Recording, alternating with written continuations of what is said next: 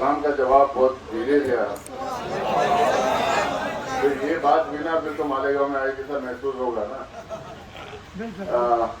मैं अब मालेगांव की इतनी तारीफ सुन रहा था तो आते हुए रास्ते में हमारे नौशाद सोलंकी के साथ जो एक एमएलए हैं गुजरात से और हमारे आकाश छाजे जो डीसीसी प्रेसिडेंट हैं तो बता रहे थे अब रात भर की कहानियां, रात भर के बैठकें, रात भर के दुकानें और होटलों के बारे में सोच सुन रहा था तो मुझे लगा कि देर रात वो भी मीटिंग जो है हो ही जाएगी यहाँ पे, क्योंकि जहाँ पे मीटिंग करना था वो टाइम अलग था और कुछ हो गया। तो मैं बोला चलो जो हमारे वर्कर्स हैं जो पार्टी में काम कर रहे हैं, आपको साथ दे रहे हैं और जो आपके लिए खड़े हुए हैं और पार्टी के लिए खड़े हुए हैं, उनसे कम से कम थोड़ी गुफ्तगू करके इंटरेक्ट करके मैं निकलता हूँ आगे। और आने वाले दिनों में फिर मौका मिलेगा तो मैं किसी दिन सभा में आके मैं बात रखूंगा। अब मैं यहाँ पे सिर्फ इतनी बात करने के लिए अब मैं खड़ा हुआ हूँ, जैसा अभी हमारे मेरे जमील क्रांति साहब जैसा मेरा तारुफ करा रहे थे। मैं कर्नाटका से हूँ, दूसरी बार का एमपी हूँ और कांग्रेस वर्किंग कमेटी का मेंबर हूँ और मल्लिकार्जुन खड़गे साहब का पॉलिटिकल सेक्रेटरी बोले, पॉलिटिकल एडवाइजर बोले, जो बोले मैं कुछ ऐसे होते हैं उनका पूरा काम देखता हूँ। मैं नॉर्थ महाराष्ट्र में सीनियर ऑब्जर्वर के हिसाब से मैं काम कर रहा हूँ, काफ़ी ऑब्जर्वर्स को यहाँ पे लगाए हैं। तो मैं अभी नासिक वो जो कॉन्स्टिट्यूंसी इगतपुरी, नासिक, चांदवाड़ होते हुए यहाँ पहुँचा, अभी दूल्हे जाऊँगा, फिर कल उधर से ऐसा आगे सब बढ़ते जाऊँगा मैं, क्योंकि आप सब वर्कर्स हैं, हर दिन इजाज बेग साहब के लिए लगे हुए हैं, पार्टी के लिए लगे हुए हैं। आप लोगों से सिर्फ इतना ही मैं कहूँगा, भाई आप लड़ाई एकदम साफ है। महाराष्ट्र में लड़ाई दो गुट के बीच में है, अब उसमें बीच में और कोई नहीं है। बीच में कोई भी जीत के आने का मतलब है हमारा ओवरऑल जो वोट रहेगा, ओवरऑल जो नंबर बनेगा उसमें वो कहीं बीच में रहेंगे नहीं, हम रहेंगे, या नहीं तो कांग्रेस लेड अलायंस महाविकास अघाड़ी रहेगा, या नहीं तो उनका जो बीजेपी लेड अलायंस शिवसेना का वो शिंदे साहब का उनका है वो रहेगा।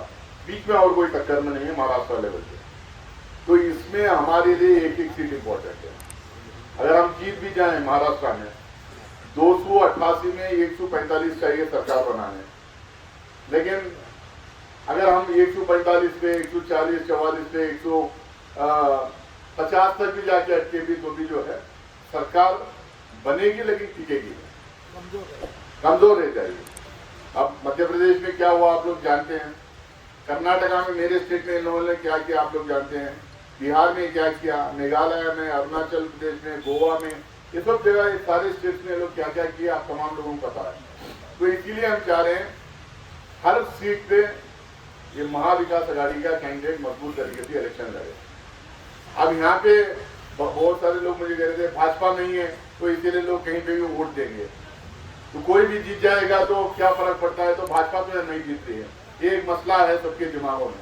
हम लोगों को जाके लोगों के बीच में जाके समझाना पड़ेगा, लड़ाई सिर्फ मालेगांव के लिए, ये इलेक्शन सिर्फ मालेगांव के लिए नहीं है, लड़ाई सिर्फ मालेगांव के लिए नहीं है, लड़ाई महाराष्ट्र के लिए।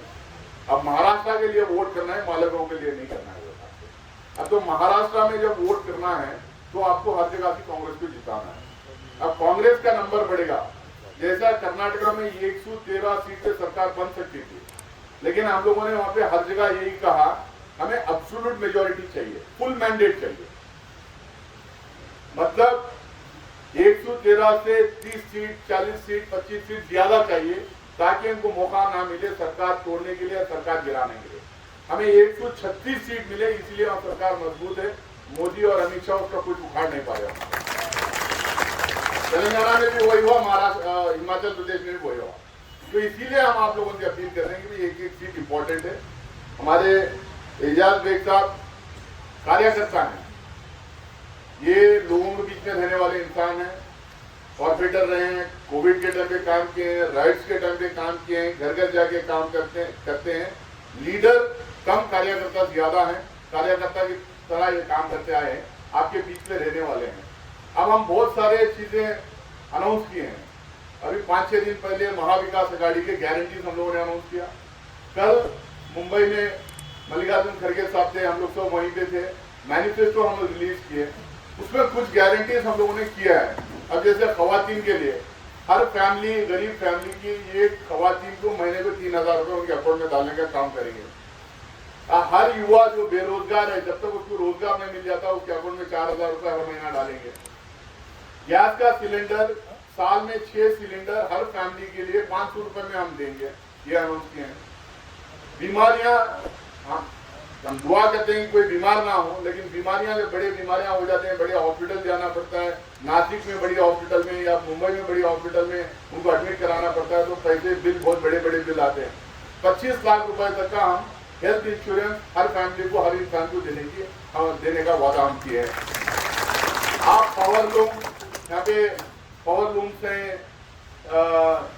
मऊ में भी मैं गया था, कर्नाटका का मैं हूँ लेकिन मेरा ससुराल मऊ में है, तो वहां पे भी गया था। वहां के हैंडलूम, पावर लूम मैंने देखा हूँ। अब हमें बिजली का बड़ा प्रॉब्लम होता है, हम उससे कहेंगे कि हम हर गांव घर गली बिजली भी पहुंचाएंगे और गरीबों के लिए 100 यूनिट बिजली हर महीना हम लोग मुफ्त में देंगे, 100 यूनिट मुफ्त में देंगे। और खवातीन, महिलाएं जो सिटी बस हो, गवर्नमेंट बस हो, कहीं से भी कहीं चले जाए, वो यहाँ से मुंबई जाए, कहीं से कहीं पे जाए, उनको फ्री ट्रैवल, बसों में फ्री ट्रैवल का हम लोग ऐलान किए हैं कि हर महिला को फ्री ट्रैवल हम देंगे। इस तरीके से बहुत सारे स्कीम्स हम लोगों ने अनाउंस किए हैं। अब 2.5 लाख वैकेंसीज महाराष्ट्र में, 2.5 लाख गवर्नमेंट जॉब्स हैं, वैकेंसीज हैं, पढ़े हुए हैं, खाली उसको फिलअप करना है, सैंक्शन करने की भी जरूरत नहीं, लेकिन सरकार नहीं कर रही है। 2.5 लाख वैकेंसी फिलअप करेंगे और अगले 5 साल में 12.5 लाख जॉब जो है हम क्रिएट करेंगे युवा के लिए, ये अनाउंस किया हम लोगों ने बोला है। हम ये भाई नाराज हो रहे थे शाम में जब बोल रहा था, लेकिन मैं प्रेस कॉन्फ्रेंस मुंबई में भी बोला, आज नासिक के प्रेस कॉन्फ्रेंस में भी बोला, हम चाहते हैं यहाँ की सरकार जो बने यहाँ के लोगों के लिए बने, महाराष्ट्र के लोगों के लिए बने, ना कि गुजरात के लोगों के लिए।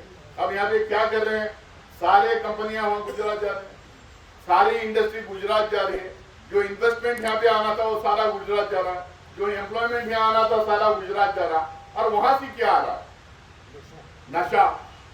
जो अदानी के पोर्टों में, जो अदानी के पोर्ट में, खासकर मुंद्रा पोर्ट में, अदानी पोर्ट ही बोलते, मुंद्रा पोर्ट था पहले वो, वहां पे 1,75,000 करोड़ रुपए का नशा मिला, ड्रग्स मिले थे वहां पे।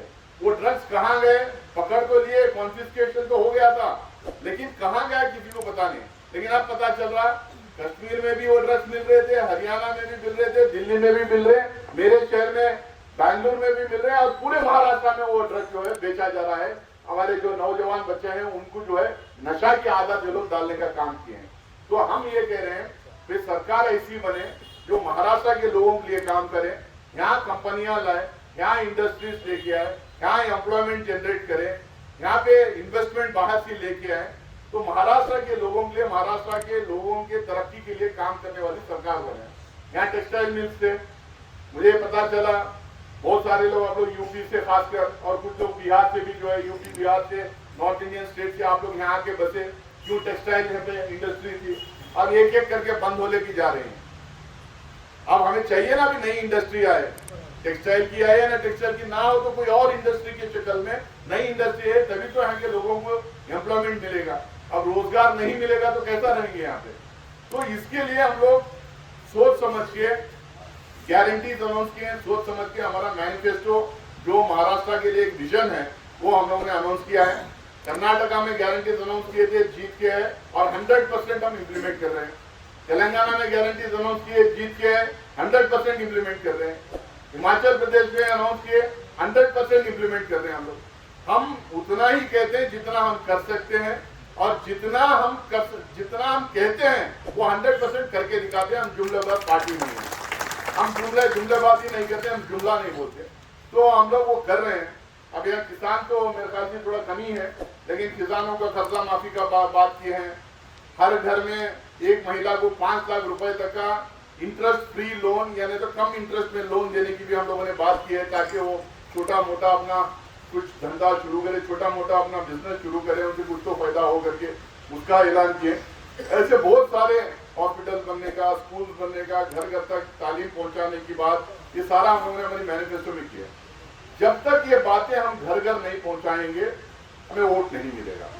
एजाज भाई जो है मेहनत कर रहे हैं, गली गली घर घर पहुंच रहे हैं, लेकिन आप तमाम लोग जो चाहते हैं कि एजाज भाई जीते, कांग्रेस पार्टी जीते और ये विकास आघाड़ी की सरकार बने, तो आप लोगों को चाहिए कि हमारा गारंटी कार्ड और हमारा जो मैनिफेस्टो है ये घर घर पहुंचाएं, सबको एक्सप्लेन करें कि ये फायदे हो सकते हैं, ये सरकार बनेगी करके, जब भी जाके वोट मिलेगा। और जीतेंगे तो इंशाअल्लाह सरकार जब बनेगी तो मालेगांव को जो है स्पेशल कंसिडरेशन हम देंगे। माइनॉरिटीज के लिए भी एक अलग चैप्टर उसमें हम लोगों ने लिखा हुआ है। और मैं अभी ये ग्राउंड वहाँ से लेके यहाँ तक आया, मैं वो कौन सी राधिका होटल, हाँ वहाँ हम लोग बैठ के चाय पिए, बाद में यहाँ पर है, वो पूरे रास्ते में देख लेके आ रहा था मैं सुबह। मैं आपसे वादा करता हूँ, मैं MP हूँ, लेकिन उससे ज्यादा जो है कांग्रेस वर्किंग कमेटी का मेंबर हूँ। जो हाईएस्ट डिसीजन मेकिंग बॉडी होती है, कांग्रेस पार्टी की highest decision making body CWC होती है, कांग्रेस वर्किंग कमेटी, उसका फुल फ्लेज मेंबर हूँ मैं। और कांग्रेस प्रेसिडेंट का एडवाइजर होने के नाते आप लोगों को मैं वादा करना चाहता हूँ, अगर आप एजाज बेग साहब को जिता के भेजें और हमारी सरकार बने, मैं दोबारा आऊँगा, इनके साथ बैठूंगा, हमारी सरकार की तरफ से मालेगांव के लिए, मालेगांव के लोगों के लिए, मालेगांव के गलियों के लिए, मालेगांव के मोहल्लों के लिए क्या क्या सुविधाएं, क्या क्या फैसिलिटीज हम लोग को चाहिए, एक ब्लूप्रिंट बनवाऊंगा, ले जाऊंगा। चाहे चीफ मिनिस्टर हमारी पार्टी का हो, चाहे शिवसेना का हो, चाहे NCP का हो, लेकिन जो भी चीफ मिनिस्टर होगा महाविकास आघाड़ी का ही होगा। उनके सामने बैठ के हमारे लीडर्स को ले जाके, स्टेट लेवल लीडर्स को उनके साथ में बैठ के, ये ब्लूप्रिंट है मालेगांव के लिए, इतने रोड्स बनना है, इतने ड्रेनेजेस बनना है, इतने पानी की फैसिलिटीज देना है, इतनी बिजली की कनेक्शन होना, ये इंडस्ट्री वहाँ पे लाना, इतने स्कूल खुलना, इतने हॉस्पिटल खुलना, इसका बना के मैं खुद आके आपके MLA को मेरे साथ ले जाके चीफ मिनिस्टर साहब के पास बिठा के एक ब्लूप्रिंट दूंगा और इंशाल्लाह पूरा मैं उसको इम्प्लीमेंट करवाने की कोशिश करूंगा।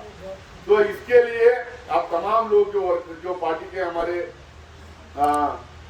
पार्टी के हमदर्द लोग हैं, पार्टी के सपोर्टर्स हैं, पार्टी के वर्कर्स हैं, आप लोगों से अपील इतना ही है, 8 दिन का इलेक्शन है और 8 दिन 9 दिन बचे हुए हैं चुनाव में, थोड़ा मेहनत कीजिए, घर घर पहुंचिए, हमारे गारंटी कार्ड ले जाइए, एक्सप्लेन कीजिए और बड़ी तादाद में हमारे कैंडिडेट को जिता के भेजिए, क्योंकि जो है एक एक सीट असेंबली के अंदर बहुत इंपॉर्टेंट होती है।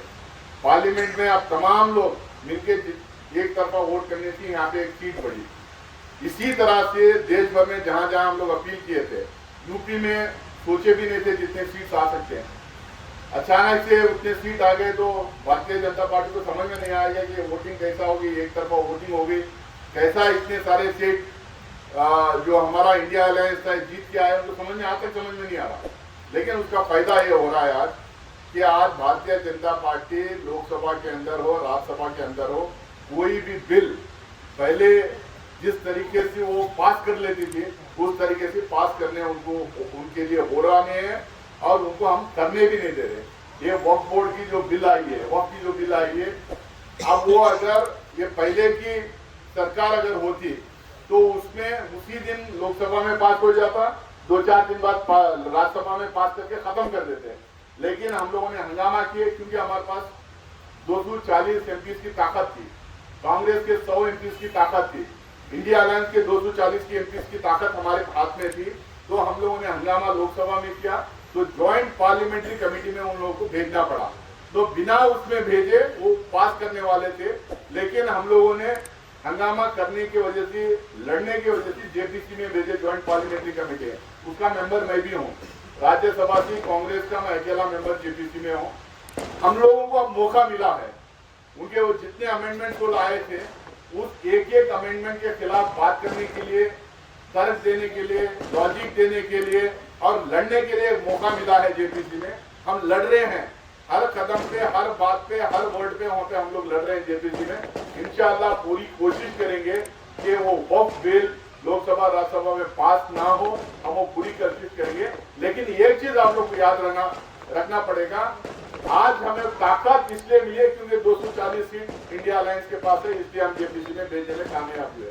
उसी तरह से महाराष्ट्र में एक एक सीट इम्पोर्टेंट है। आप अगर हम लोगों को ताकत देंगे, आपके दोस्त, आपके फैमिली मेंबर्स, आपके बहुत सारे जान पहचान वाले दूसरे कॉन्स्टिट्यूंसीज में भी रहेंगे, उन सबको बोलिए, उन सबसे गुजारिश कीजिए कि वो एक तरफा वोट करें महाविकास आघाड़ी को, ताकि हमारे ज़्यादा से ज़्यादा सीट निकल के आए, मजबूत सरकार भी बने और उसके साथ साथ मालेगांव की भी तरक्की हो।